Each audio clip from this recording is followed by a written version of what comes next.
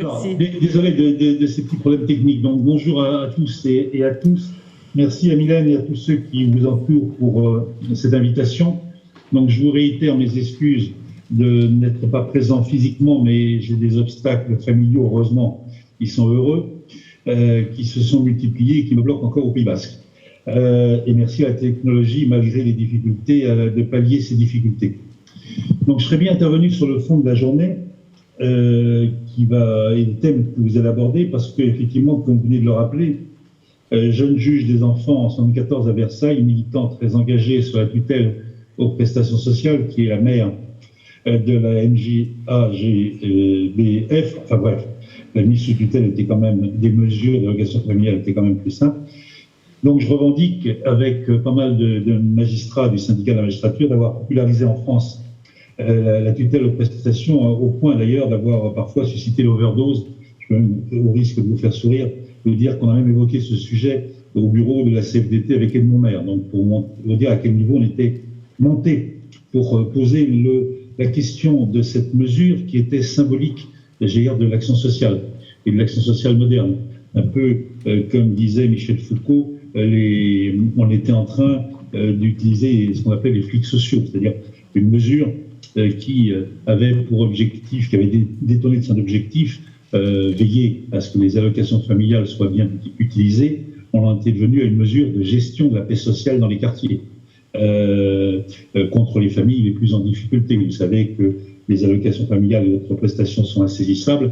Donc il y avait un juge d'instance qui expulsait et qui était le mauvais juge, et un autre juge qui, mettant les allocations familiales et autres prestations sous tutelle, permettait le maintien dans le logement, sinon d'obtenir un logement. Tout ça était un mode de gestion des quartiers au bénéfice des offices d'HLM qui n'avaient pas envie de se colter avec une multitude d'expulsions. Il y avait donc un chantage à la famille et aux juges, et j'ai vu dans nombre de situations des gens me dire « Vous avez raison, monsieur le juge, il n'y a pas matière à mise en œuvre d'une mesure, notre seule faute, c'est d'être pauvres, on sait gérer notre argent, mais on n'en a pas. » Alors, rien ne justifie sur le papier notre mise sous tutelle, et les gens insistaient en disant « Mais nous la voulons, pour ne pas être expulsés ou pour avoir un logement. » Donc, on a fait cette mesure dans les années 70-80. Nous en avons fait une vraie procédure judiciaire. Quand je suis arrivé à Versailles, c'était un vulgaire papier qu'on faisait signer au juge,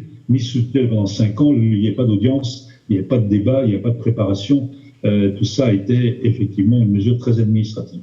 Donc, on en a fait, et vous en avez fait, une mesure d'action sociale. Je rappelle au passage qu'au tout début, c'était des gendarmes, des anciens gendarmes qui étaient tuteurs aux prestations familiales et qui parfois se targuaient, je l'ai vu, d'avoir fait faire des économies aux familles sur les prestations familiales quand l'argent aurait dû être utilisé pour les enfants. Donc on vient de très très loin et vous êtes ses héritiers.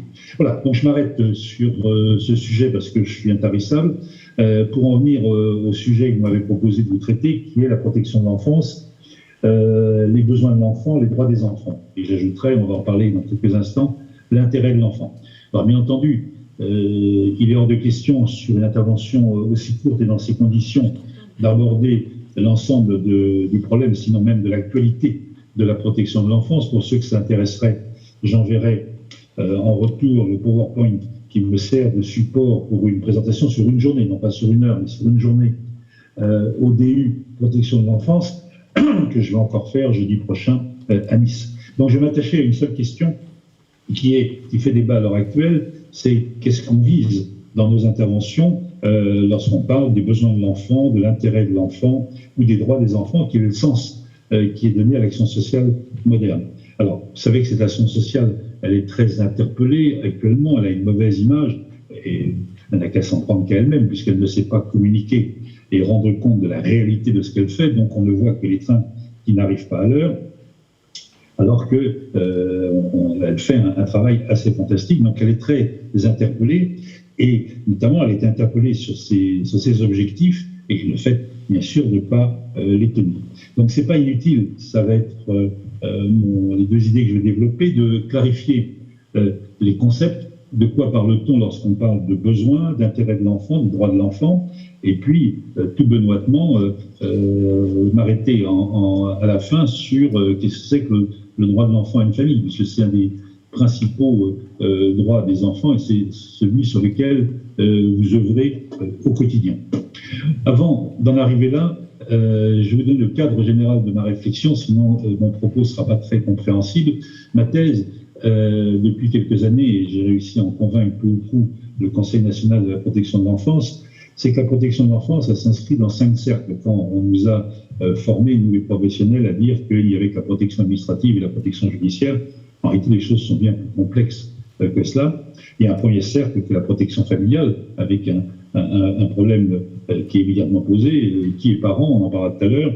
Quelles sont les responsabilités des parents et comment peut-on limiter les responsabilités des parents quand elles sont défaillantes ou mal exercées? Donc, premier cercle, la protection familiale, la protection médico-sociale, ensuite, dans la mesure où les parents, quelle que soit leur bonne volonté, vous, moi, n'importe qui, on peut se retrouver en situation difficile.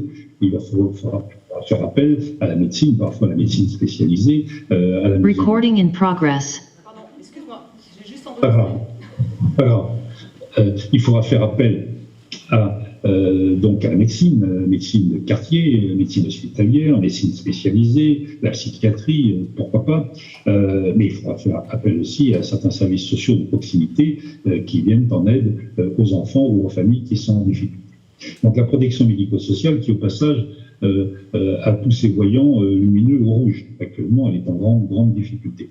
La protection administrative, ce qui est le fait de l'aide sociale à l'enfance du département, du président du conseil départemental, et qui a comme instrument notamment l'aide sociale à l'enfance. Il y a bien sûr aussi la protection judiciaire, le 4e cercle, et enfin, comme dernier cercle, le statut personnel fait à l'enfant. C'est à travers ces 5 cercles qui se recoupent dans certaines circonstances que doit se réfléchir la protection de l'enfance, et pas seulement, comme on nous le dit trop, sur, et le projet de loi qui est actuellement en débat est centré sur ce sujet, et malheureusement uniquement sur ce sujet, sur la protection administrative ou la protection judiciaire. La protection familiale est une fois de plus négligée. Alors vous intervenez dans les cercles de protection administrative et surtout protection judiciaire, avec pour enjeu de permettre à la famille de retrouver au plus vite son autonomie financière, mais pas seulement son autonomie financière, son autonomie en général.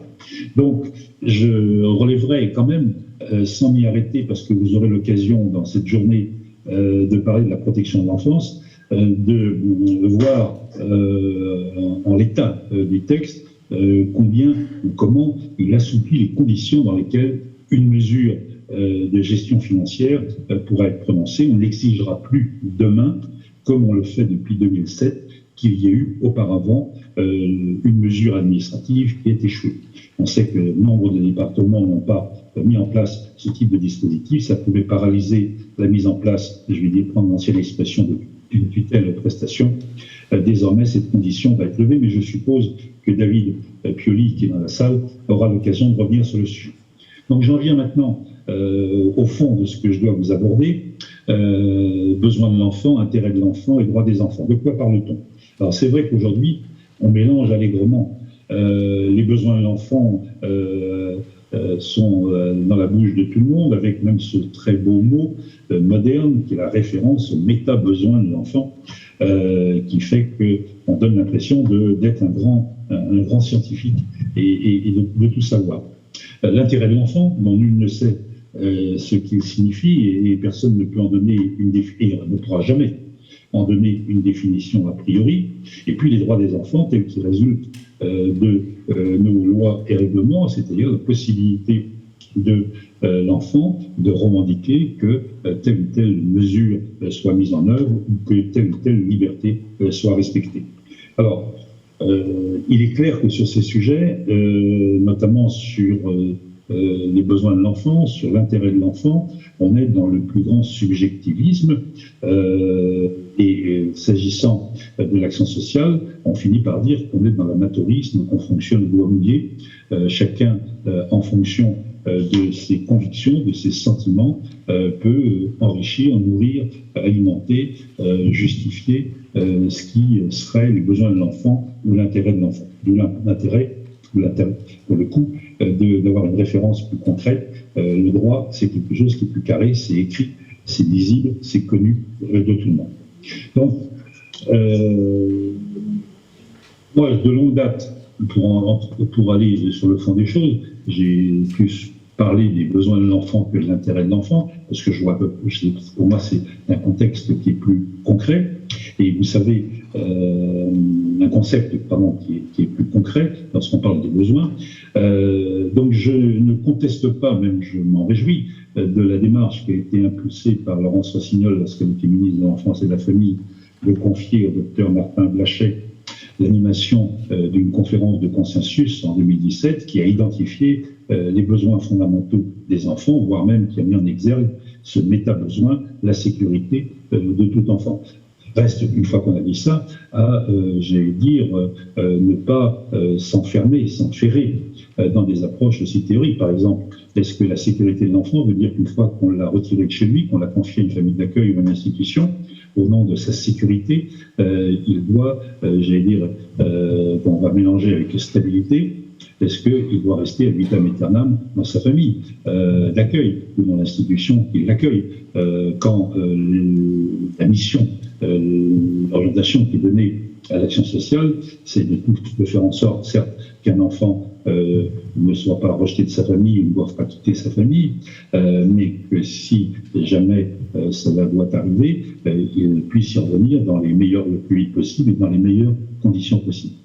Donc, c'était normal de quitter la démarche purement subjective, parfois très individuelle, où un travailleur social ou un juge appréciait souvent au regard de ses propres valeurs, de ses convictions, de ses propres fractures, de ses affects, ce qu'il convenait de faire pour l'enfant, ce qui était bon pour lui, au mieux au regard d'une approche qui était idéalisée de la construction de l'enfant, au moins dans une période donnée, puisque par définition les choses évoluent. Donc c'est vrai que quitter ce subjectivisme était nécessaire pour, j'allais dire, fonder les pratiques des uns et des autres sur des références, j'allais dire, partagées par des débats. Qu'est-ce qui aujourd'hui est souhaitable pour tel ou tel enfant, pour un enfant en général, pardon, et pour tel ou tel enfant en particulier. Donc,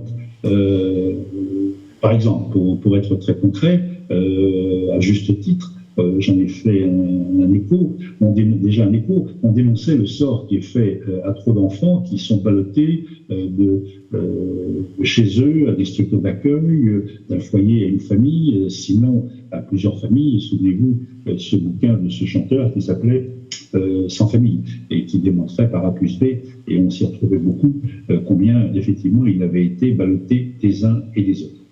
Donc, à cela, il y avait des explications qui étaient souvent audibles, notamment des contraintes matérielles. Lorsque l'aide sociale d'enfance est amenée à accueillir en urgence un vendredi soir un enfant à travers une famille d'accueil, il n'est pas du tout évident que ce soit cette famille-là qui doive demain, et pour plusieurs mois, voire plusieurs années, avoir en charge ses enfants. Lorsque on est amené en catastrophe à accueillir une fratrie, on va parfois devoir la séparer et parfois il va falloir tout faire pour la réunir, donc par définition des changements de lieu. Allez, tout ça pour dire que effectivement objectiver nos interventions, leur donner une base entre guillemets plus rationnelle, était une démarche intéressante, et donner du contenu au concept de besoin de l'enfant était une bonne démarche. Pour autant, on ne doit pas rester prisonnier ou devenir prisonnier des neurosciences dont personne ne parlait il y a encore une dizaine d'années, qui ont été récemment découvertes et surtout vulgarisées. On ne doit pas en rester là, il faut les intégrer, mais comme toute science, comme d'autres, il faut savoir aussi être critique et prendre de la distance. Donc on a besoin d'insister sur on a raison d'insister sur le méta-besoin de sécurité, d'en décortiquer les termes, et vous y contribuez, puisque vous garantissez notamment le droit de la famille, donc le droit de l'enfant à vivre dans son domicile. Je rappelle que le domicile parental, c'est le domicile de l'enfant. Et donc, on limite autant que faire se peut les changements de prise en charge qui peuvent être traumatiques. Pour autant, et c'est le point sur lequel je veux insister, l'approche scientifique ne peut pas déshumaniser le traitement des situations. Les sciences, les neurosciences quel que soit leur intérêt, ils ne peuvent pas tout expliquer. Il y a une dimension sociale, il y a une dimension économique, il y a une dimension politique, il y a une dimension psychologique dans la vie quotidienne. Donc effectivement, les neurosciences donnent des explications, mais elles n'expliquent pas tout. Donc ce qui est intéressant, c'est que grâce à elles, notamment, et grâce, à la démarche de consensus qui a été mise en place, mentionné par le docteur Martin Brachet, on va devoir et pouvoir se poser une série de questions, et c'est à la suite de des réponses qui sont apportées à ces questions qu'on pourra dire ce qu'il est opportun de faire, avec la modestie, bien sûr, ça c'est celle du praticien, de savoir que les choses peuvent changer, d'une heure à l'autre, d'un jour à l'autre, d'une semaine à l'autre, et qu'il faudra réactualiser en permanence. En d'autres termes, désormais, plus que jamais, pour prendre une comparaison que j'ai vécue, on est dans le cockpit d'un avion avec le pilote et le copilote qui se posent une série de questions avant de mettre les gaz. On ne décolle plus, on n'est plus dans l'activisme, on ne doit plus être demain dans l'activisme social ou judiciaire comme on a pu l'être. Il faut se poser des questions et les référentiels qui ont été mis en place contribuent, à vérifier qu'on se pose bien toutes les questions. Pour autant, ce n'est pas le référentiel lui-même qui va dire ce qu'il faut faire dans telle ou telle situation.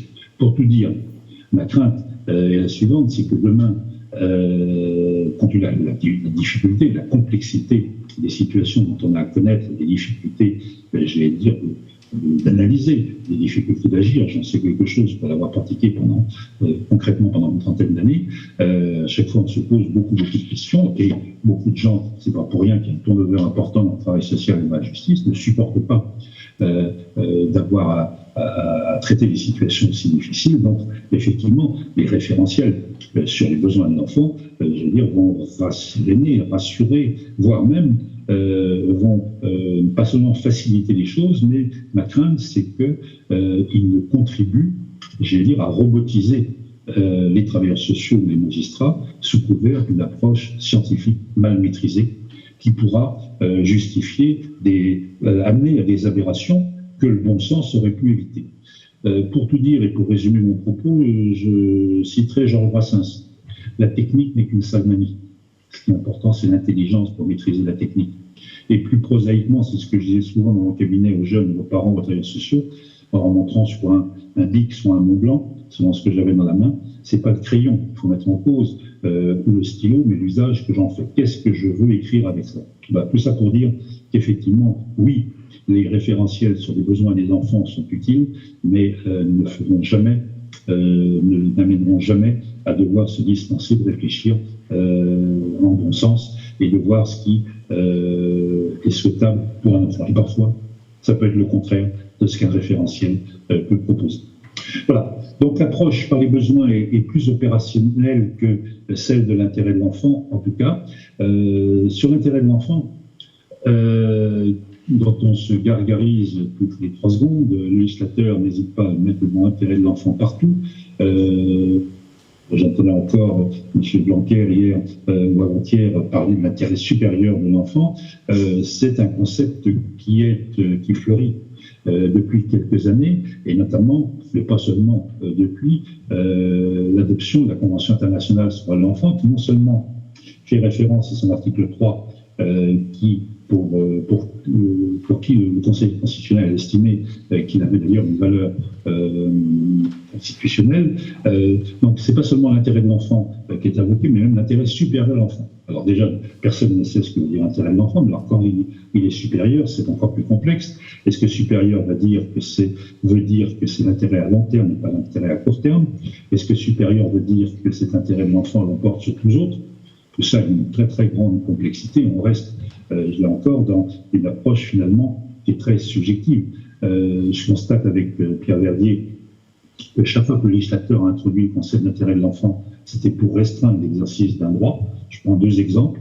Le droit d'être entendu par son juge que nous avons introduit ou contribué à faire introduire en 2007 dans la loi, c'est quand même le comble dans le pays qui se prétend la patrie des droits de l'homme, qu'il a fallu 2007 pour qu'il soit dit qu'un enfant qui passe en justice avait le droit, lorsqu'il demande d'être assisté d'être entendu, excusez-moi, je mélange avec un autre sujet qui est l'actualité, le droit d'être entendu, eh bien, on est venu dire, sauf si son intérêt est de ne pas l'être. Ben non, un droit est un droit, point barre.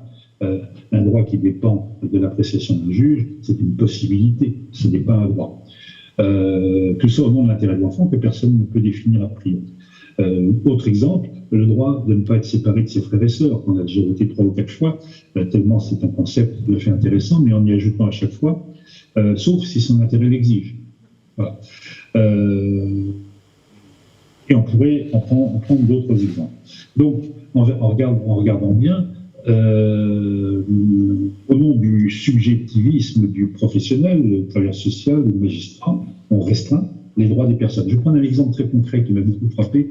Je participais à un débat avec un psychiatre dont je ne dirai pas le nom, puisque ça, je vais le critiquer, ça serait pas loyal. Mais on parlait de l'accès aux origines et il nous disait d'une manière très forcenée que pour lui, un enfant ne devait pas avoir connaissance de ses origines, point barre. Et nous, on lui dit, parce que ça pouvait être traumatique et ceci, cela. Et nous disions que si un enfant voulait, soit comme enfant, soit devenu majeur, accéder à la connaissance de ses origines, il avait le droit de pouvoir y accéder, quitte à ce que lui, psychiatre, vienne petit 1 le prévenir des problèmes que ça pouvait poser, et deuxièmement, si problème il y avait, d'intervenir comme médecin pour le soigner, entre guillemets, des révélations qui avaient pu être faites. Je disais souvent en plaisantant, mais après j'ai appris que malheureusement il y avait quelqu'un qui est dans cette situation. Ça ne doit pas être facile d'apprendre qu'on est le fils ou la fille du président de la République. Mais je ne connaissais pas encore l'existence de Mazarine quand je faisais cette comparaison un petit peu forcée. En d'autres termes, au nom de quoi un thérapeute peut-il prétendre que quelqu'un ne pourrait pas exercer ses droits? Alors tout ça pour dire qu'effectivement, je pense qu'il est opportun, c'est une avancée historique, que dans un pays démocratique comme le nôtre, on ne se contente pas de parler des besoins de l'enfant, on ne se contente pas de parler de l'intérêt de l'enfant que personne ne peut définir. J'ai oublié de dire que bien sûr, l'intérêt de l'enfant, pour nous, ce n'est pas une définition abstraite et a priori, c'est une démarche. On doit se poser, là encore, une série de questions. Et une fois qu'on s'est posé une série de questions en se mettant du point de vue de l'enfant, on peut dire effectivement, je pense que son intérêt serait de prendre telle ou telle décision.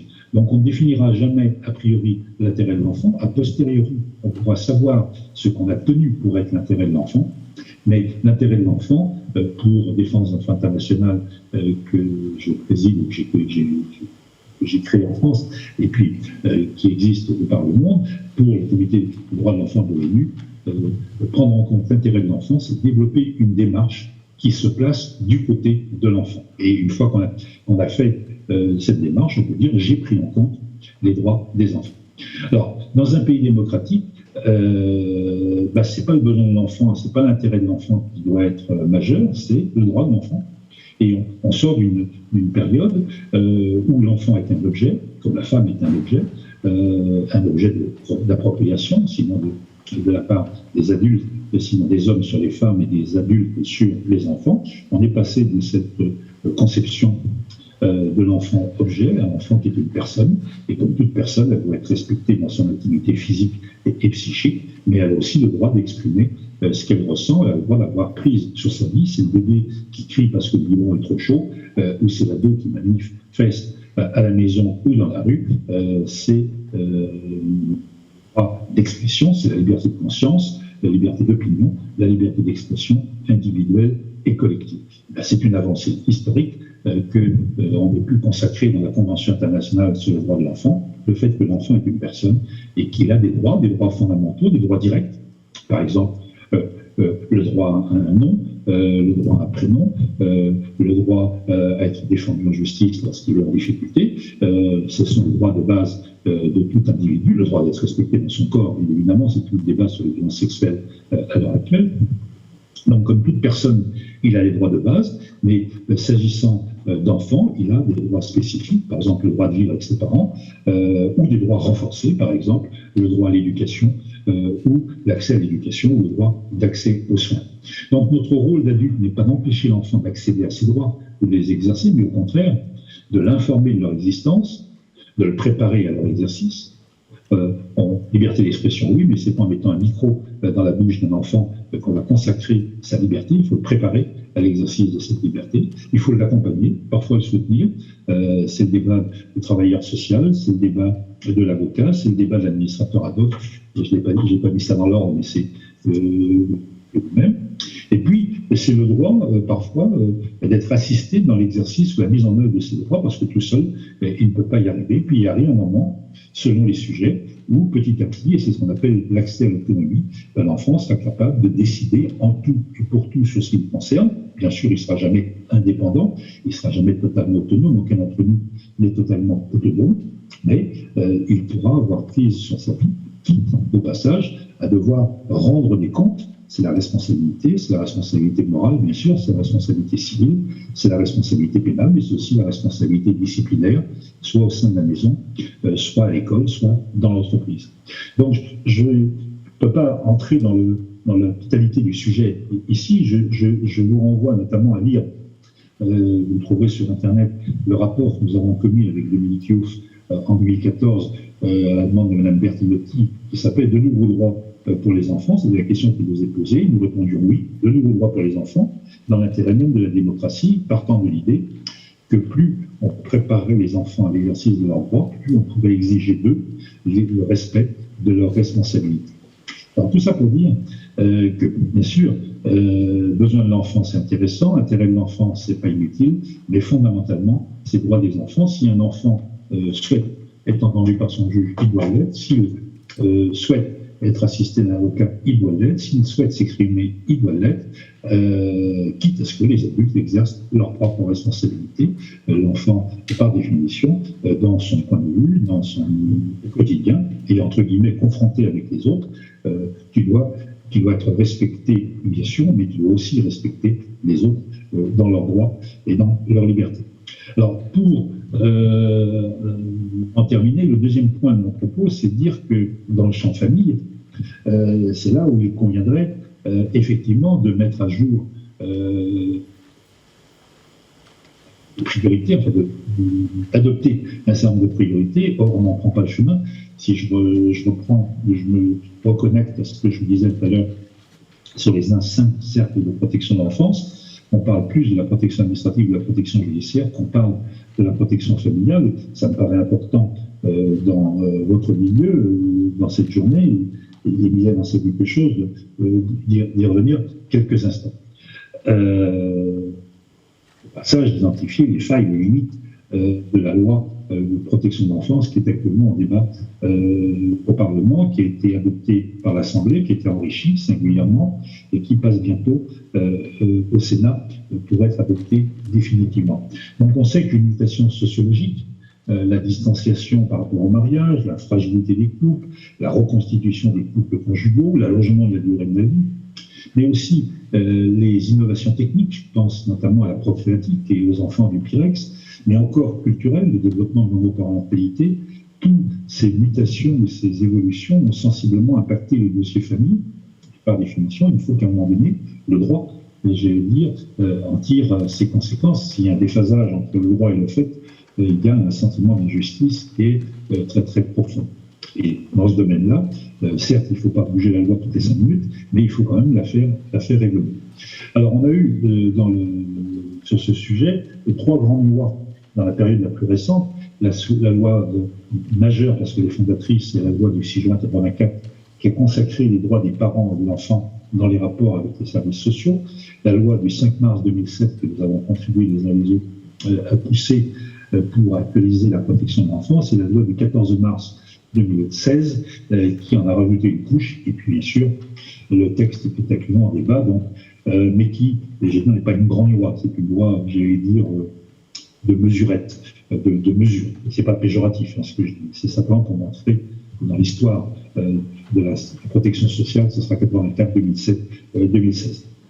Donc, dans notre culture, les droits de l'enfant peuvent exceptionnellement s'opposer à ceux des adultes. Je pense que, pour prendre un seul exemple, l'accès aux origines, est-ce que c'est le droit de la mère au secret qui doit l'emporter, ou c'est le droit de l'enfant au prétexte qu'il est copropriétaire de sa filiation? Après tout, la filiation n'appartient pas seulement à la mère et au père, elle appartient aussi à l'enfant.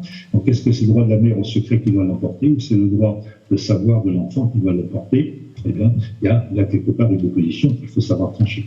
Mais généralement, les droits de l'enfant se concilient avec le droit des parents, les droits des parents se concilient avec le droit de l'enfant. L'exemple typique, c'est le droit de l'enfant de vivre avec ses parents et le droit des parents de vivre avec leurs gosses. Voilà, donc, au quotidien, il ne faut pas opposer le droit des enfants et le droit des parents. J'ajoute, c'est un détail, mais pour moi, il est absolument essentiel, que trop souvent, on dit la famille d'un côté, les enfants de l'autre, en oubliant que s'il n'y a pas d'enfant, il n'y a pas de famille. Il y a un ménage, c'est l'enfant qui fait la famille. Donc, pour en venir au travail social, vous savez que tout le XXe siècle a consisté à travailler sur le lien parent-enfant.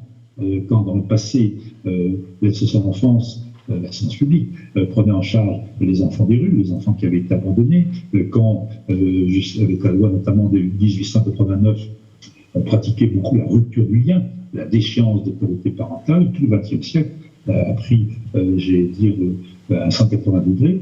L'enjeu, c'est pas de rompre, mais c'est de permettre d'instituer, d'instaurer, de maintenir, de développer, de soutenir, d'étayer, prenez toutes les expressions que vous voulez, le lien parent-enfant, avec une question qui est posée bien sûr en bout de chaîne. Il y a des situations dans lesquelles il faut savoir rompre le lien parent-enfant, parce qu'il y a effectivement des parents qui sont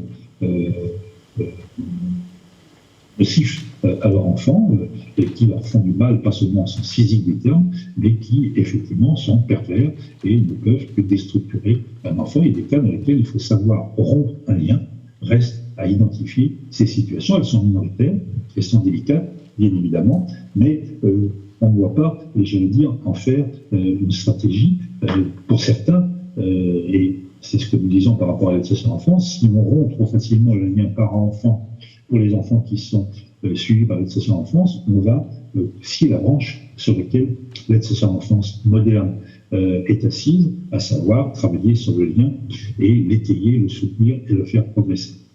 En tout cas, ce que je voulais dire, c'est que l'aide sociale à l'enfance reste vécue encore par beaucoup de gens comme une réserve d'enfants qui sont adoptables, parce qu'ils n'auraient plus de lien avec leurs parents, ou ils pourraient ne plus en avoir. Il suffirait de faire fonctionner ce qu'on appelait la déclaration judiciaire d'abandon pour rompre le lien parent-enfant et le proposer à l'adoption par des gens, par une famille, entre guillemets, qui cherchent à l'accueillir.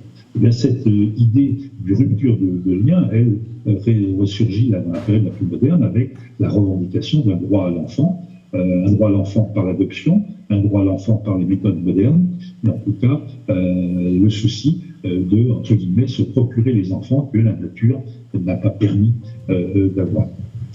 Alors, tout ça pour dire que dans le maintien de cette option qui est de travailler sur le lien et de faire en sorte, et vous y contribuez, par définition à travers la gestion, les conditions de vie financières, les conditions de vie matérielles des familles, des parents et des enfants, vous travaillez sur le lien, notamment au maintien du lien parent-enfant. La loi protection de l'enfance qui vient au Parlement contient finalement des dispositions intéressantes, j'allais dire le meilleur comme le pire. Alors je vais être très rapide parce que j'ai déjà été très long, mais je plante des jalons dont vous discuterez peut-être dans la journée ou qui contribueront à alimenter servir de repère pour votre réflexion de la journée. Le meilleur, le pire. Alors le meilleur, c'est l'obligation qui est faite au juge dans l'hypothèse où il faut que l'enfant quitte le domicile familial, d'explorer la possibilité d'un accueil en famille. Au passage, vous avez vu que je n'ai pas utilisé le mot placement, qui est la facilité, pour une raison qui est très simple, et les mots ont du sens, et je vous invite comme professionnel, si vous ne reteniez qu'une chose de mon long propos, ça devrait être celle-là, n'utilisez jamais le mot placement avec les familles qui sont en difficulté, parce que dans les milieux populaires, placement, ça veut dire déchéance, ça veut dire je n'ai plus aucun droit et qu'on m'a retiré définitivement mon gosse. Ce qui est faux, ce qui est juridiquement faux. Un enfant qui est accueilli à l'aide sociale à l'enfance, soit à la demande des parents et même à la demande du juge, les parents restent titulaires, la filiation reste là, les parents restent titulaires de l'autorité parentale et notamment de leurs obligations et de leurs responsabilités. Il faudra une décision spécifique pour rompre ce lien parent-enfant, et ce n'est pas le juge des enfants, mais le JAF et le tribunal de grande instance, le tribunal judiciaire aujourd'hui, qui prononce cette décision. Donc, je reviens à la loi de protection de l'enfance. Elle vient dire que désormais, les services d'investigation devront proposer au juge des alternatives à un accueil en institution ou même en famille d'accueil, et devront commencer par vérifier s'il n'y a pas une possibilité d'accueil en famille. Est-ce qu'il n'y a pas un frère, une sœur, un oncle, une tante qui puisse effectivement accueillir l'enfant, en d'autres termes, pour limiter la rupture, entre guillemets, qui peut être traumatique pour l'enfant. Alors, bien évidemment, d'ores et déjà, les juges pour enfants peuvent faire accueillir, peuvent confier un enfant à la grand-mère, au grand-père, au frère, à la sœur, à un tiers, à des personnes qui sont proches de l'enfant. Mais ce que vient dire le législateur, c'est vous devez vous poser cette question en premier. Ça ne doit pas être au doigt mouillé, ça ne doit pas être, j'allais dire, au cas où. C'est par principe, vous devez vous poser la question. Donc c'est une bonne orientation, bien sûr, c'est une pétition de principe, mais c'est intéressant parce que ça s'inscrit dans les termes mêmes de la Convention internationale sur les droits de l'enfant, qui demande de prévoir une protection de remplacement dans l'hypothèse, et je reprends les termes de la loi, de la Convention internationale, les articles 18.1 et suivants, une protection de remplacement qui privilégie une réponse familiale ou à caractère familial, en d'autres termes, un membre de la famille, ou quelque chose qui soit à caractère familial, sous-entendu une famille dans nos civilisations, dans notre époque historique. La vie en famille, la vie en communauté, ça doit être privilégié à la vie en institution qui est plus artificielle. Ça ne veut pas dire qu'il ne faille pas disposer d'un réseau d'institutions, notamment d'un foyer départemental de l'enfance qui 24 heures sur 24 soit en situation d'accueillir les enfants qui sont en grande difficulté. Mais par définition, la vie en institution est une vie artificielle, elle n'est pas une vie naturelle, elle n'est pas une vie aussi naturelle, entre guillemets, que la vie en famille. Donc, la Convention internationale demande de privilégier cette orientation et la loi protection de l'enfance vient dire à nous. J'ajoute, pour compléter sur ce sujet, qu'elle prend un certain nombre de dispositions pour, une nouvelle fois, mais bon, lorsqu'on tient un bon filon, on l'exploite au maximum, réaffirmer le droit de l'enfant de ne pas être séparé de ses frères et sœurs, voire même le droit d'être accueilli par ses frères et sœurs. Vous aurez l'occasion de revoir tout ça avec David Pioli si ce sujet vous préoccupe. Reste quand même à ce moment-là une question qui n'est pas abordée, mais qu'il faudra bien aborder un jour, qui est celle de savoir de quels parents on parle, de quelle filiation on parle. C'est la modernité de la situation que nous vivons, c'est que ce qui était confondu, qui existait bien sûr, mais qui était confondu, désormais peut être dissocié. Je m'explique. Auparavant, les choses étaient assez simples, notamment pour la filiation maternelle. Une femme qui entretenait une relation sexuelle avec un homme pouvait être enceinte, non pas tomber enceinte comme disent certains, mais être enceinte. Porter un enfant, accoucher d'un enfant, reconnaître son enfant, vivre avec son enfant, aimer son enfant. En d'autres termes, les filiations biologiques, gestatrices, sociales, légales, juridiques, affectives.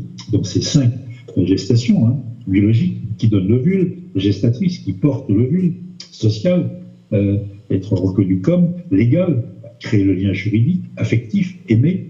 Et ces 5 filiations étaient confondues. Désormais, avec l'adoption, dans un premier temps, mais aujourd'hui avec la PMA ou la GPA, les choses peuvent être distinctes. Donc la question qui va être posée systématiquement, c'est de quel parent parle-t-on? Est-ce qu'on parle du parent affectif, celui qui s'est attaché à l'enfant et qui vit avec l'enfant, ou est-ce qu'on parle du parent juridique ou du parent biologique? Et il va falloir non seulement identifier qui est, mais qui fait quoi. Et c'est tout le débat sur les actes de la vie quotidienne et sur les actes importants. Pour prendre un exemple très concret, le beau-père, le grand-père, la belle-mère, la grand-mère qui accueille un enfant n'a pas les mêmes droits sur l'enfant que le père ou la mère. C'est pas aux grands-parents ou aux beaux-parents de décider de l'orientation scolaire ou des soins qui doivent être prodigués, sauf s'il y a urgence pour l'enfant. Eh bien, pourquoi j'aborde cette question? Parce que ça, c'est pour le coup, c'est le pire de la loi qui est actuellement en débat, la proposition de loi qui est en débat, et pour des gens comme nous, qui êtes des militants sur la famille, des professionnels, mais aussi des militants sur la famille, c'est pas neutre. Je vous la fais courte. La loi qui est actuellement en discussion prévoit que non seulement le juge pourra donner un accord à l'institution qui accueille un enfant pour pratiquer tel ou tel acte important pour lequel les parents n'auraient pas répondu à la sollicitation, n'auraient pas donné leur accord, par exemple l'orientation scolaire, par exemple des soins, le juge peut actuellement, depuis 2007, être amené à intervenir. Après débat, il donne l'autorisation au lieu et place des parents. Et bien désormais, le juge des enfants pourra déléguer toute une série d'attributs à une institution. Ça veut dire que plutôt que d'avoir à travailler sur le lien parent-enfant et pourquoi les parents ne contribuent pas à l'orientation scolaire, pourquoi les parents ne s'occupent pas des soins et on va faire en sorte qu'ils s'en occupent, ben désormais, je vais me faire déléguer le pouvoir de le faire. Ben, si je me fais déléguer le pouvoir de le faire, c'est de l'économie de moyens, je n'aurai plus à travailler sur le lien. Donc c'est une justice qui demain va de plus en plus vers la rupture du lien. On est en train de réenclencher le processus de rupture de lien. C'est pas encore totalement acquis par le Parlement. On est quelques-uns à nous y opposer. J'espère qu'on restera dans le statu quo actuel, à savoir que ponctuellement, le juge pour enfants peut être amené à la demande d'un service social d'habiliter ce service à faire au lieu et place des parents, mais que l'essence même du travail social sera sauvegardée, c'est-à-dire d'amener par le travail social les parents à exercer leurs responsabilités. Voilà, j'en aurais terminé en vous disant que rapidement. Les enjeux à l'heure actuelle de clarification, il faut qu'on clarifie les concepts qu'on manie trop souvent un peu à l'emporte-pièce, besoin de l'enfant, intérêt de l'enfant, droit des enfants, mais il faut aussi qu'on donne du contenu aux uns et aux autres. Si je résume mon propos, je disais que parler des besoins de l'enfant et de l'intérêt de l'enfant, se référer à des référentiels ne doit pas, j'allais dire, conduire à ne plus avoir un minimum de réflexion personnelle et d'intelligence. Comme on disait il y a quelques années, c'est bien de parler de l'équipe, mais il n'y aura pas d'équipe s'il n'y a pas des individus qui la composent et qui est une colonne vertébrale. Donc se réfugier derrière l'équipe pour camoufler ses engagements et ses responsabilités est un leurre. Et deuxièmement, pour terminer, donc effectivement, s'agissant du droit fondamental de tout enfant à une famille d'avoir la sienne, à défaut une autre par l'adoption, c'est de veiller à ce que les droits de l'enfant à entretenir des relations et surtout à avoir des parents responsables soient consacrés. Je donnerai une dernière illustration que je n'ai pas développée dans mon propos parce que j'ai accéléré mon propos, mais pour vous faire jurer ce que je veux dire, on a, sur les 20 ou 30 dernières années, on a beaucoup travaillé sur la co-responsabilité parentale. Que le couple soit marié ou pas marié, les deux parents, dès lors qu'un lien de filiation est établi à leur égard, avec leur enfant, doivent exercer conjointement leurs responsabilités. On a travaillé sur la co-responsabilité parentale, mais on a travaillé sur le deuxième barreau de l'échelle, on a oublié le premier barreau de l'échelle. Pour qu'il y ait co-responsabilité, encore faut-il garantir à l'enfant d'avoir une double filiation paternelle et maternelle. Et sinon, une double filiation père-père ou mère-mère, comme on dit aujourd'hui. Donc on voit très bien que les questions de famille ont été abordées. Que les questions de famille... S'il vous plaît, oui. Pardon, je suis désolée absolument. Je dois vous faire respecter l'horaire.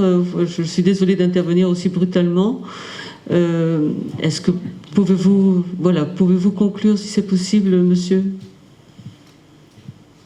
Vous m'entendez? Oui, je vous entends, oui. Voilà. J'espère en terminer.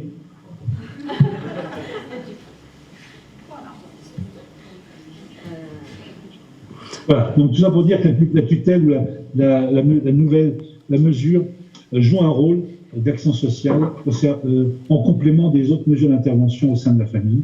Mais si vous ne connaissez pas le contexte, vous ne serez que des gestionnaires financiers. Et vous ne voulez pas être que des gestionnaires financiers. Voilà, je vous remercie de votre attention. Merci. Je suis désolé de cette condition difficile d'intervention. Merci encore. Je suis désolée. Merci encore de votre intervention, monsieur. Merci encore.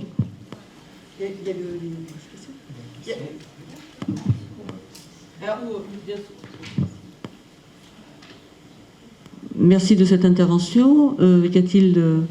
Y Y a-t-il des personnes qui veulent prendre la parole après l'intervention de M. Rosenberg? Ou y a-t-il des questions à poser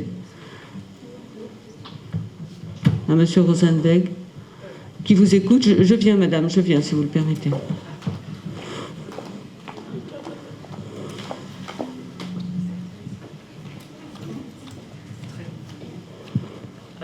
En fait, j'aimerais que la question des différentes filiations puisse être un peu plus développée pour concrètement pouvoir me représenter cet aspect-là sur le terrain, en fait.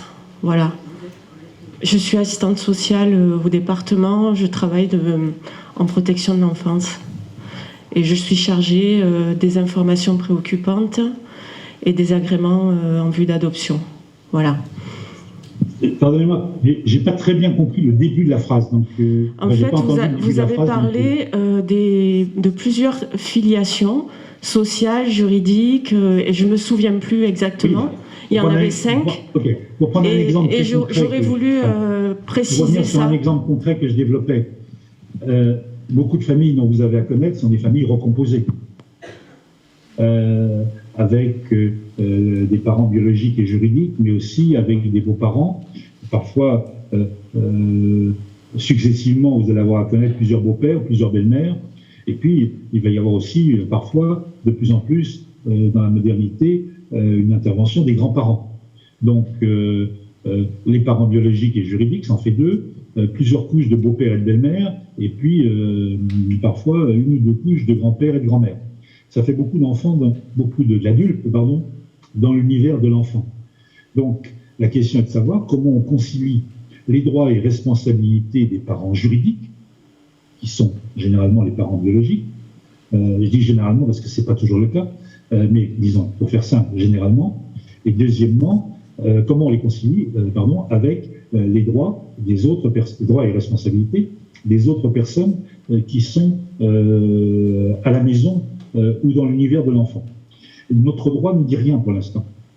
Et nous n'avons pas réussi, je n'ai pas réussi à convaincre les parlementaires, vous trouverez tout ça démontré de manière très très lisible, dans le rapport que nous avons fait de nouveaux droits pour les enfants et les propositions que nous avancions avec Dominique Youf. Nous, ce que nous disions, c'est une phrase très simple. Toute personne qui vit habituellement avec un enfant, qui va pas dire, en d'autres termes, c'est pas l'amant ou la maîtresse de la nuit, c'est la personne qui est au domicile sur la durée avec un enfant, est en droit et en devoir d'exercer à son égard les actes de la vie courante. En d'autres termes, mange ta soupe, va te coucher, prends ta douche et va à l'école. En revanche, les droits majeurs, les droits importants sont exercés par les parents juridiques. C'est une clé de répartition. Alors, puisque vous travaillez en lien avec l'aide sociale à l'enfance, ça va vous rappeler quelque chose.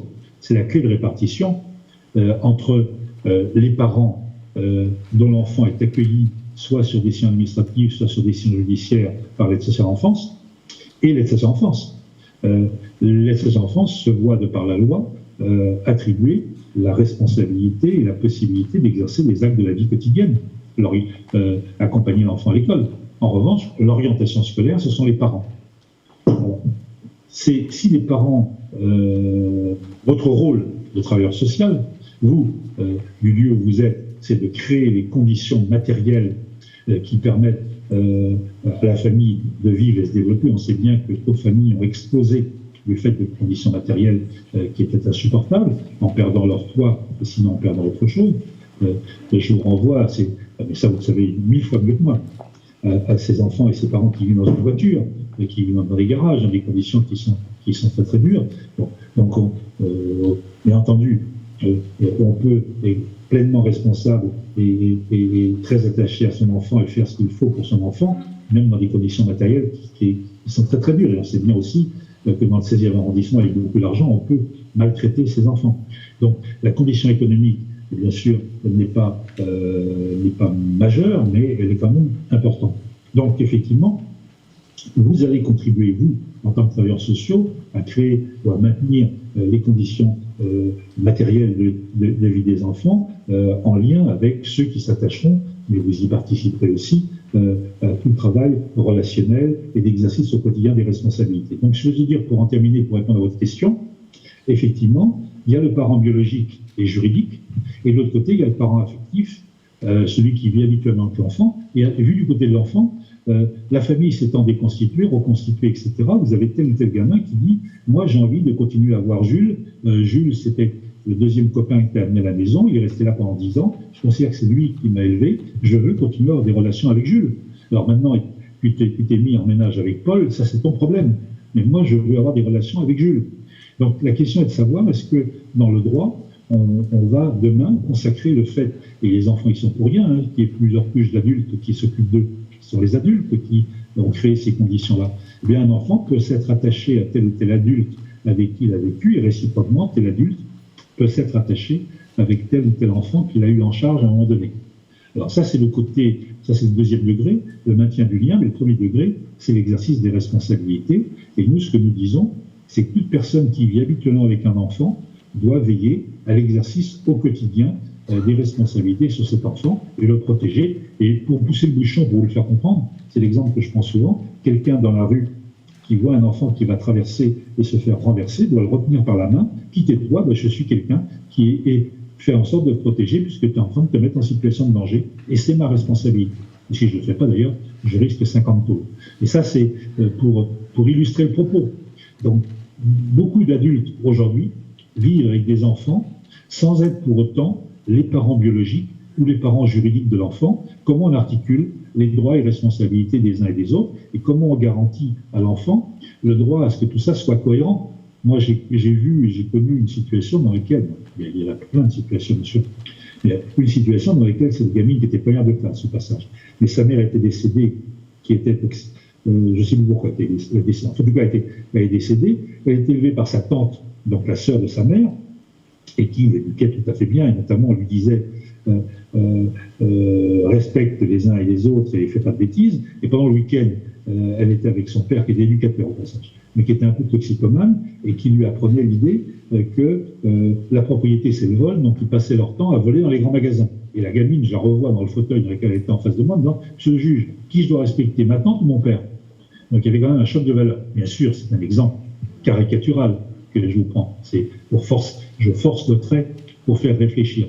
Donc, dans ce monde d'adultes qui environne les enfants et qui est déconstitué par rapport à ceux que vos prédécesseurs et encore nous-mêmes avons connus, il y a papa, maman, la bonne et moi, tout ça uni par le mariage est stable, aujourd'hui, les choses sont bien plus compliquées. Vous savez comme moi que 55% des premiers enfants naissent hors le mariage entre eux des parents. Vous savez comme moi que les couples mariés ou pas mariés sont relativement fragiles puisqu'ils sont fondés sur l'économique et non plus, sur l'affectif et non plus sur l'économique, l'intérêt de rester ensemble. Maintenant, les femmes, fort heureusement, ont une indépendance économique. Et donc, s'il n'y a plus d'amour réactualisé entre l'homme et la femme, le couple cède plus facilement que par le passé, enfin, etc., etc. En d'autres termes, et puis la vie ne s'arrête pas. La vie ne s'arrête pas au premier mariage, la première liaison qui a échoué.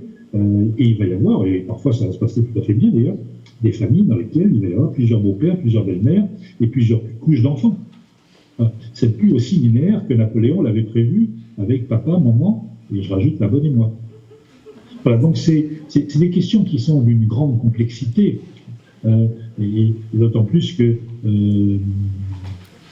à la sociologie familiale est venu s'ajouter les apports de la procréatique, puisque avec le développement de la procréation médicalement assistée avec donneur ou avec la GPA, on arrive à des situations qui, a priori, sont abracadabrantes, avec, pour tel enfant, parfois, 2 ou 3 pères, 2 ou 3 mères, enfin 2 ou 3 personnages masculins et 2 ou 3 personnages féminins, c'est comme il faut dire à l'heure actuelle. Donc, qui doit appeler papa? Qui doit appeler maman? Les choses sont un peu plus compliquées qu'elles ne l'étaient. Bon, c'est pas dramatique. Monsieur Rosenberg, je suis désolée, je vais à nouveau vous interrompre, je vous présente à nouveau mes excuses. Y a-t-il d'autres questions dans la salle? Je vous en prie. Y a-t-il des questions dans la salle? Je viens. Madame Rollet, merci. Merci de vous présenter. Bonjour, je suis travailleur social dans un service de placement. Et à un moment donné, vous avez parlé de coparentalité. Et en fait, je vois qu'il y a de plus en plus de problèmes à travailler dans la coparentalité, parce que souvent, on a un, voire deux parents qui sont dans l'immobilisme du fait que c'est l'autre parent qui est en tort. Et du coup, on devient plus ou moins médiateur, voire carrément intervenant pour maintenir le droit autour de l'enfant.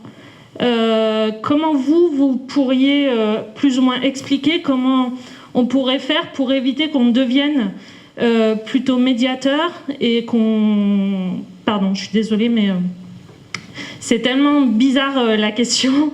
Comment on peut faire pour que l'enfant ne devienne pas acteur dans cette médiation et plutôt reste un enfant et reste à sa place? Merci de votre question. Monsieur Rosenberg. En partant de la fin de votre question, comment faire en sorte que l'enfant soit acteur? Ça va dépendre des problèmes qui sont posés et de son âge. L'âge ne conditionne pas tout, bien évidemment. S'occuper d'un bébé, je prends un exemple très concret parce que je l'ai vécu avec ma femme pour notre dernier enfant qui braillait. Et ma femme me dit pourquoi il braille. J'ai dit parce que le biberon est trop chaud et parce qu'il n'est pas assez plein. Elle me dit tu aurais dû t'en occuper toi-même. Voilà. En d'autres termes, un enfant très tôt peut exprimer tel ou tel besoin. Bien entendu, mieux s'il peut s'exprimer par la parole, mieux s'il peut, j'allais dire, assumer la discussion. Donc effectivement, vous allez devoir faire une place à l'enfant dans son expression qui peut être par la parole, mais qui aussi peut être par le geste. Le lapsus, vous allez comprendre tout de suite, c'est un exemple que je voulais vous donner de cette gamine de 4 ou 5 ans qui s'assoit sur les accoudoirs des deux fauteuils dans lesquels ses parents étaient eux-mêmes assis.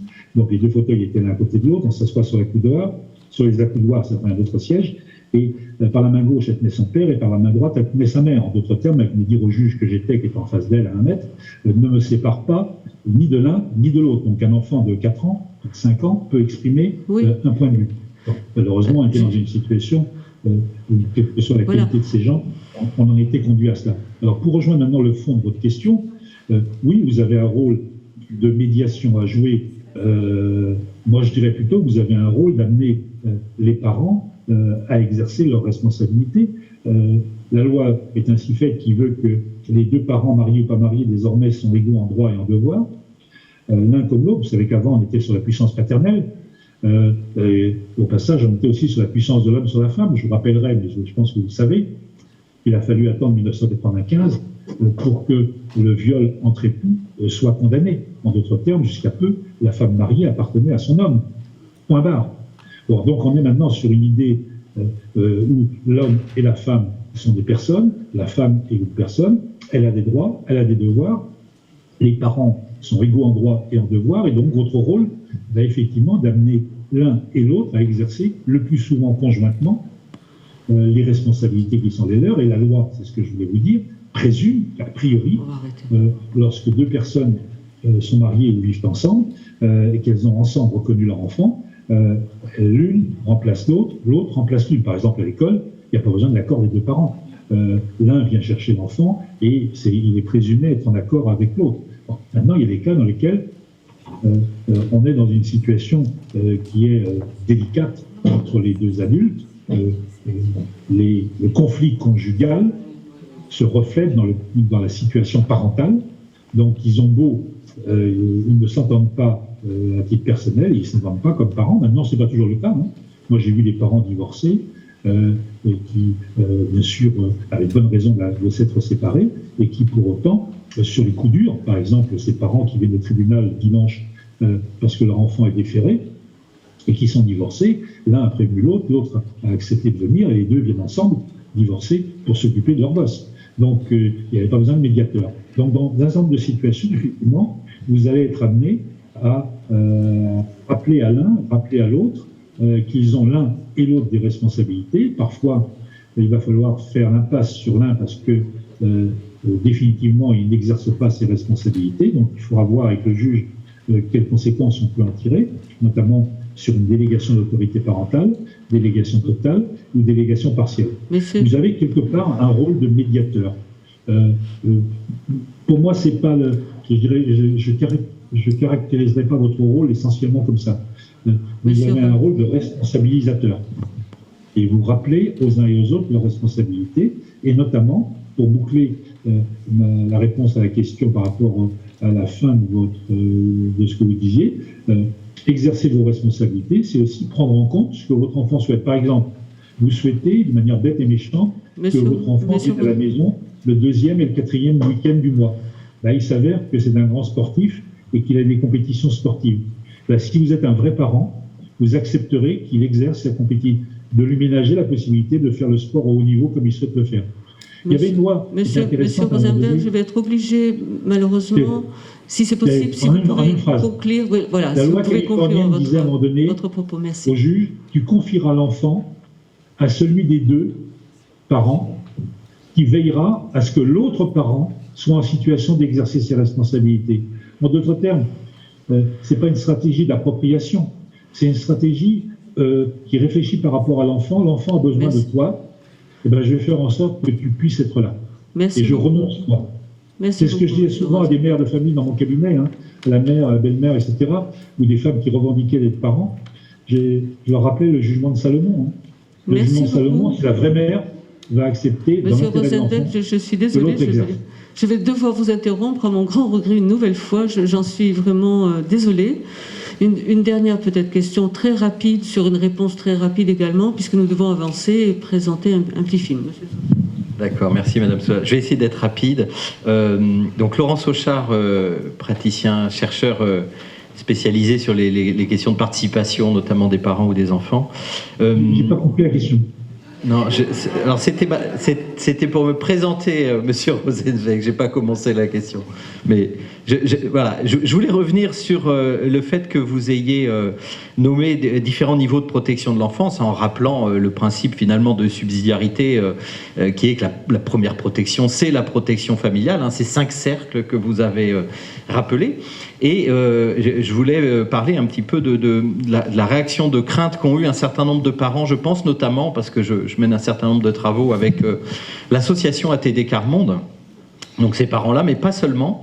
Vous avez évoqué le méta-besoin de sécurité. Vous avez eu un peu d'ironie nécessaire, d'ailleurs, sur le rapport de Marie-Paule Martin-Blachet et le côté un peu, on va scientifiser, on va objectiver la question des besoins de l'enfant, et ça fait un pendant au subjectivisme qui n'était pas tolérable non plus, et qu'il faudrait trouver une voie médiane effectivement pour évaluer les besoins de l'enfant. J'en viens à un exemple. Il y a une association de sauvegarde que j'ai accompagnée qui fait un travail dit de co-formation avec des parents de la protection de l'enfance. Et puis désolé, je vous entends pas. C'est étonnant parce que j'ai le même micro que les gens. Je sais pas. Alors, est-ce que j'enlève le masque peut-être ? Est-ce que vous m'entendez mieux là ? Oui. Bon, il faut que je parle très fort alors. Voilà, ma question c'était en fait la réaction des parents. Il y a une sauvegarde qui a travaillé en fait, notamment à partir de c'est quoi le danger vécu par les parents, c'est quoi le danger du point de vue des travailleurs sociaux, de la sauvegarde ou du département. Et ils ont travaillé notamment à partir du rapport de Marie-Paule Martin-Blachet, enfin de la conférence de consensus. Et plusieurs parents ont dit mais finalement ça nous condamne cette affaire-là parce que nous, notre vie de précarité, c'est une vie d'insécurité. Et on n'est pas en capacité de garantir tout ce qui est écrit là, ce référentiel pour nous, c'est des marches beaucoup trop hautes. Je caricature un peu, mais ils en étaient là et ils disaient mais finalement nous on peut pas garantir la sécurité parce qu'on vit en caravane. Il y avait un papa qui disait moi mon logement, ma crainte c'est la sécurité physique. Il n'y a pas d'eau, il n'y a pas d'eau chaude, il n'y a pas d'électricité. Et du coup ça posait la question d'un sentiment d'injustice sociale, comme si on réglait en protection de l'enfance des questions finalement qui étaient du ressort de la protection sociale. Pour répondre à votre question et compte tenu des conditions matérielles de liaison qui sont difficiles, je répondrai par une illustration. Logiquement, on devrait, dans l'avenir, bien sûr ça ne se joue pas sur un instant, c'est sur la durée, mais être moins en situation de, entre guillemets, sanctionner une famille pour ses conditions de vie précaires, notamment par l'intervention judiciaire, que par le passé. Pourquoi? Parce que la loi de 2007, et on n'y a pas suffisamment travaillé, et beaucoup de gens n'y ont pas suffisamment travaillé, notamment les magistrats, vient dire qu'il ne peut y avoir d'intervention judiciaire qu'à condition de démontrer que l'administration a fait tout ce qu'elle devait faire pour éviter la rupture. En d'autres termes, le procureur de la République ou le juge pour enfants, quand l'aide sociale enfance vient dire « Confiez-moi cet enfant parce que cette famille n'est pas en situation d'élever », regardez, ces gens, ils vivent Tiens, reprenons l'exemple de la voiture. Cette femme que j'ai connue, hein, madame vit dans une voiture avec son gosse. J'ai plus souvenir de ce que l'aide sociale enfance avait fait ce jour-là, donc c'est un raisonnement théorique que je vais avoir. Hein. Mais prenons l'hypothèse, on le voit dans un film qui est passé à la télé il y a 3 ou 4 ans. C'était un monsieur qui vivait dans un garage avec un enfant. Donc l'aide sociale enfance finit par demander que l'enfant soit accueilli à l'aide sociale. Et une autre partie de l'équipe dit non, il faut aider cette famille, cette mère et cet enfant à vivre ensemble à l'hôtel ou ailleurs. Donc le procureur de la République ou le juge pour enfants doit dire à l'aide sociale, qu'avez-vous fait pour empêcher qu'on en arrive à se poser la question de la rupture? Est-ce que vous avez proposé une allocation mensuelle? Est-ce que vous avez proposé un secours d'urgence? Est-ce que vous avez proposé un accueil hôtelier? Est-ce que vous avez proposé un accueil en centre familial? C'est quand vous me démontrerez que toutes ces solutions-là ont échoué que j'interviendrai sur le plan judiciaire. Et bien moi, je dis que c'est la dimension révolutionnaire de la loi de 2007, que peu de gens ont vu, que peu de gens utilisent. Je ne suis pas sûr, par exemple, qu'ATD Quart Monde dépose des mémoires devant le procureur de la République pour dire « cette situation ne relève pas, au vu de la loi de 2007, de la protection judiciaire. Vous devez faire injonction à l'administration de procurer les moyens matériels. » Et j'ajoute que lorsqu'un président de conseil départemental verra 2 ou 3 fois de suite dans la presse titrer « Scandale à tel ou tel endroit, on retire leur enfant par intervention de la gendarmerie sur ordre du juge ou du procureur à une famille, parce que l'aide sociale enfance n'a pas donné les moyens d'accéder à un logement, le président du conseil départemental fera venir son directeur de cabinet, on dira « T'as vu la presse aujourd'hui ?» Parce que je tutoie, hein. « T'as vu la presse ?» Il dit « Oui. » Ben, tu pourrais m'éviter ça. Et l'autre lui dira « Si tu m'avais suivi il y a 1 an, quand je t'ai demandé d'augmenter, je t'ai suggéré d'augmenter le budget allocation mensuelle, on n'en serait pas là. » Oui. Monsieur, voilà. En d'autres termes, c'est du politique. Oui. Alors, je terminerai simplement en vous, je l'ai pas fait tout à l'heure, mais en vous rappelant, Mylène vous le montrera, puisqu'on parlait des droits des enfants, je vous renvoie à lire mon bouquin, enfin à l'avoir en bibliothèque, parce que c'est pas un polar, mais on l'a conçu avec la caution de l'UNAF pour être un instrument de travail au service des parents, mais aussi au service des professionnels sur les droits des enfants. Donc tout ce que je vous ai développé tout à l'heure à la va-vite, bien sûr, à la sauvette, comme dans toute intervention orale, vous le retrouvez de manière plus développée et plus argumentée dans le bouquin qui s'appelle « Le droit des enfants pour les nuls » chez First. Merci voilà. beaucoup. Je vais devoir peut-être vous laisser, Mylène. Merci beaucoup encore. On regrette vivement de devoir vous interrompre et je le regrette encore. Tant votre intervention était intéressante. Merci encore, monsieur. Merci beaucoup. Merci de votre intervention.